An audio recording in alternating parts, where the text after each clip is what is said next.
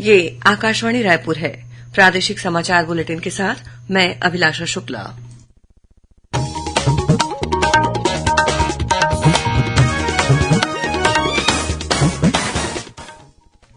और अब पेश है आज के मुख्य समाचार। प्रधानमंत्री ने आज महतारी वंदन योजना का वर्चुअल शुभारंभ किया। 70 लाख से अधिक विवाहित महिलाओं के बैंक खाते में करीब 655 करोड़ रुपए की पहली किश्त ऑनलाइन जारी की। प्रधानमंत्री 12 मार्च को वीडियो कॉन्फ्रेंसिंग के जरिए 85,000 करोड़ रुपए से अधिक की 5900 से अधिक रेलवे बुनियादी ढांचा परियोजनाओं की आधारशिला रखेंगे। उप मुख्यमंत्री विजय शर्मा ने बीजापुर के जांगला में कहा कि सरकार माओवादियों से वार्ता के लिए हमेशा तैयार है। और केंद्रीय औद्योगिक सुरक्षा बल का 55वां स्थापना दिवस 12 मार्च को दुर्ग जिले के उतई में मनाया जाएगा। केंद्रीय गृह राज्यमंत्री नित्यानंद राय होंगे मुख्य अतिथि।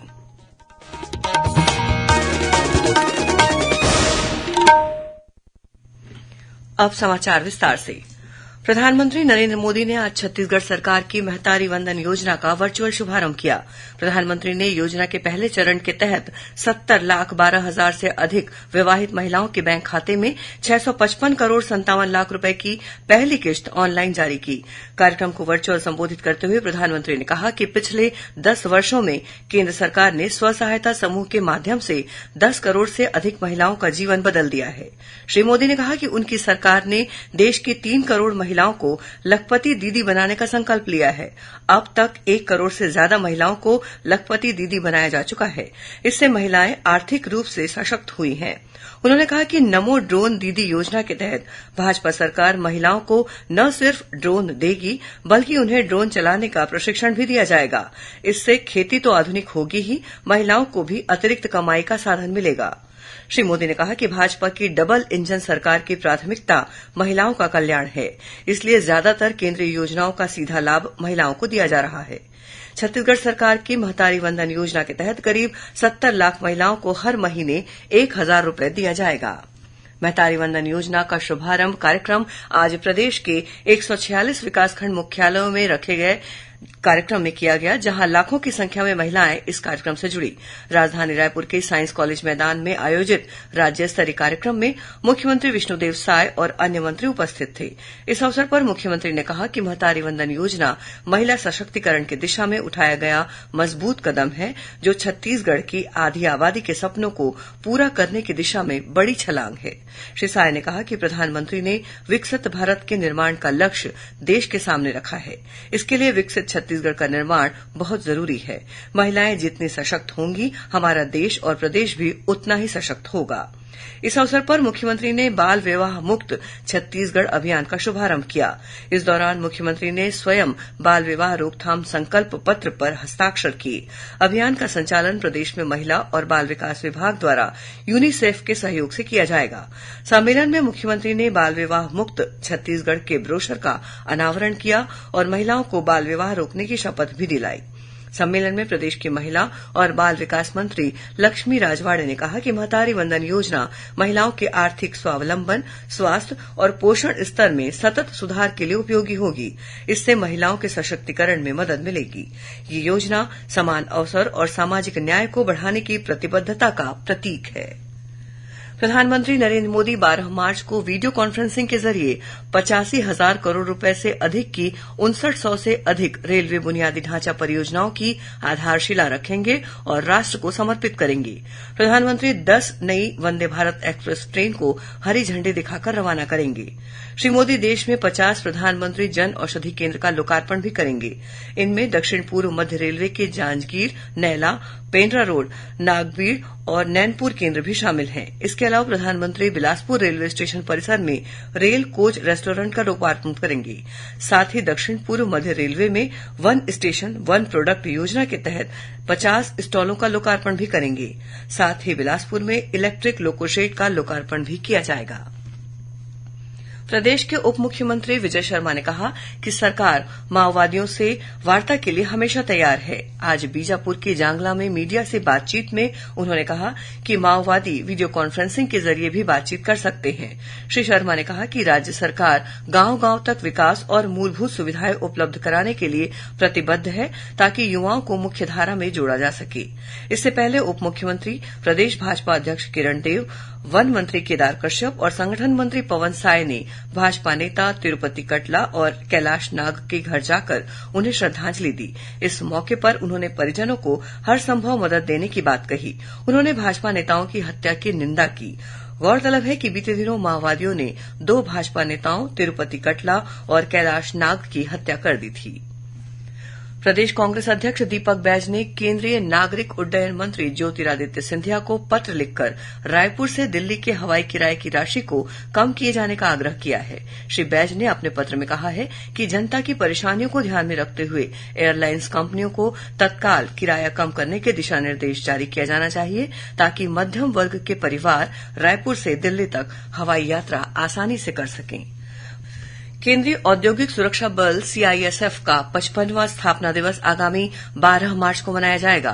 दुर्ग जिले में उतई में आयोजित होने वाले इस कार्यक्रम के मुख्य अतिथि केंद्रीय गृह राज्य मंत्री नित्यानंद राय होंगे। इस संबंध में सीआईएसएफ के विशेष महानिदेशक पीयूष आनंद ने आज पत्रकार वार्ता में बताया कि पूरे देश में 1,77,000 से अधिक बल पूरी मजबूती के साथ देश के बंदरगाहों, परमाणु और अंतरिक्ष प्रतिष्ठानों, दिल्ली मेट्रो इस्पात तथा संयंत्र सहित 358 प्रतिष्ठानों, 68 हवाई अड्डे को सुरक्षा कवच प्रदान कर रहा है। इसके अलावा 114 प्रतिष्ठानों को अग्निशमन सेवा भी दे रहा है।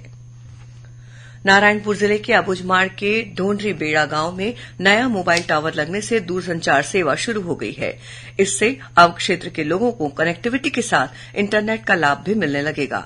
साथ ही शासकीय योजनाओं और देश विदेश में होने वाली घटनाओं की जानकारी भी आसानी से मिल सकेगी। बताया जाता है कि नारायणपुर जिला पुलिस के प्रयासों से नया मोबाइल टावर लगना संभव हो पाया है। गौरतलब है कि माओवाद प्रभावित क्षेत्रों में माओवादी विरोधी अभियान संचालित किए जा रहे हैं। इसके तहत सुरक्षा के साथ साथ निर्माण और विकास के कार्य भी किए जा रहे हैं। युवा संगम कार्यक्रम के चौथे चरण के तहत केरल राज्य के विद्यार्थियों ने बिलासपुर की सांस्कृतिक और पौराणिक धरोहरों का भ्रमण किया। साथ ही विद्यार्थियों ने छत्तीसगढ़ की संस्कृति और पर्यावरण को करीब से जानने का प्रयास किया। भ्रमण दल में 50 विद्यार्थी और 5 नोडल अधिकारी शामिल हैं। 5 दिवसीय भ्रमण पर आए युवा संगम दल ने कल मधुकू द्वीप और तालागांव स्थित देवरानी जेठानी मंदिर के पुरातात्विक स्थलों का दौरा किया। इस मौके पर उन्होंने छत्तीसगढ़ की सांस्कृतिक और ऐतिहासिक विरासत के साथ सामाजिक व्यवस्था को जाना तथा समझा। साथ ही प्राकृतिक छटा का आनंद भी लिया।